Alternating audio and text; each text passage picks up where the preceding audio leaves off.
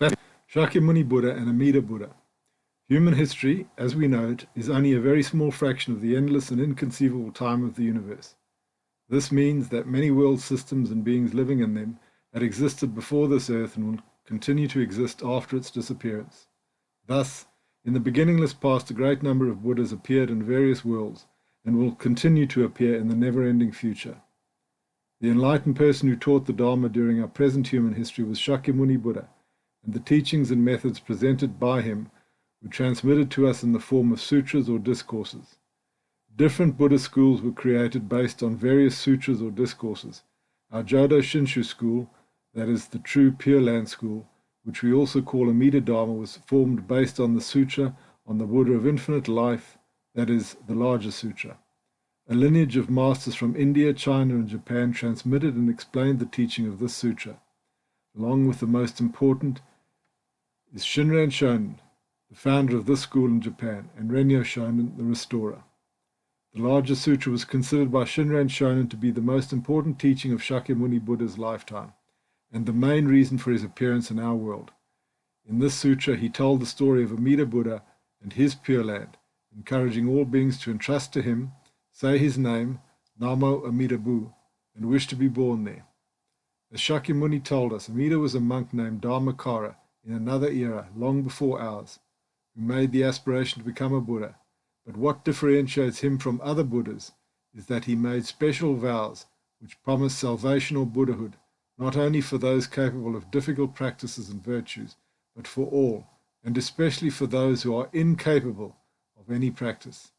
Thus, he promised the creation of a special Pure Land named Sukhavati, in which everybody can have access to, and once born there, they will themselves become Buddhas, completely free from birth and death, and capable of saving other beings.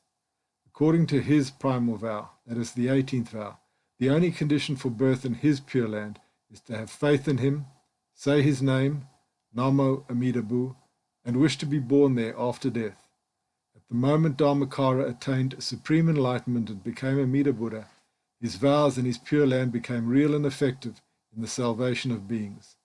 Amida, which is the name of this Buddha, means infinite life and infinite light. Thus, Amida is the Buddha of infinite life and infinite light. Unlike Shakyamuni, Amida is not an historical figure, so he does not belong to human history as we know it, but a transcendent Buddha who attained enlightenment many eons ago in the distant past, even before the apparition of our universe. However, he is as real as Shakyamuni or any other Buddha of any time, as all Buddhas remain forever active in the salvation of sentient beings. In order to prove his existence and to make us, disciples of future times, entrust to him, Shakyamuni Buddha showed Amida and his Pure Land to Ananda and all those gathered on Vulture Peak in India who listened that day to the larger sutra. Thus, all the assembly saw and enjoyed the splendor of his powerful light. They also saw the glory and happiness of enlightened beings born there, and they further transmitted the good news of the unconditional salvation this Buddha offers to all beings, irrespective of their spiritual capacities. Because it is the easiest method through which all beings, no matter their capacities, can attain freedom from samsara, all Buddhas, not only Shakyamuni, urge us to entrust ourselves to Amida, say his name in faith, Namo Amida Bu, and wish to be born in his Pure Land after death. The environment in which we now live is the product of our personal karma and the collective karma of all beings. This impure common karma gave rise to an impure environment that also influences us, and in which it is hard to have a true spiritual evolution. We ourselves are sick, our fellow beings are sick, and the environment we inhabit is also sick. This is why we are urged to aspire to be born after death in the Pure Land. This land is the healthy, enlightened realm of Amida, a suitable environment which is not the product of evil karma, but of his pure karmic merits. Once born in such a sane environment, our insanity is cured instantly, our delusions are naturally melted like ice meeting fire, and enlightenment appears naturally. Samsaric or unenlightened beings are like seeds dropped in infertile soil. Although the potentiality of any seed is to become a tree, if you place it in poor soil, devoid of any good nutrients, and in the presence of various bad weeds, the seed will not grow. Just like the seed, The potentiality of any beings is to become a Buddha.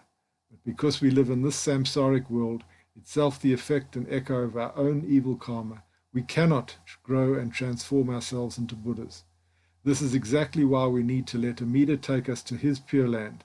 That land is the best soil for seeds like us to quickly develop their natural potential and become Buddhas. Unlike the various samsaric planes of existence, the Pure Land is the soil or realm of enlightenment, the perfect garden manifested by Amida Buddha, where everything is conducive to enlightenment. So, we should all simply entrust to him and wish to be planted or reborn there, whereby receiving all the necessary nutrients and by being free from all bad weeds or obstacles, we will naturally transform ourselves into trees of enlightenment.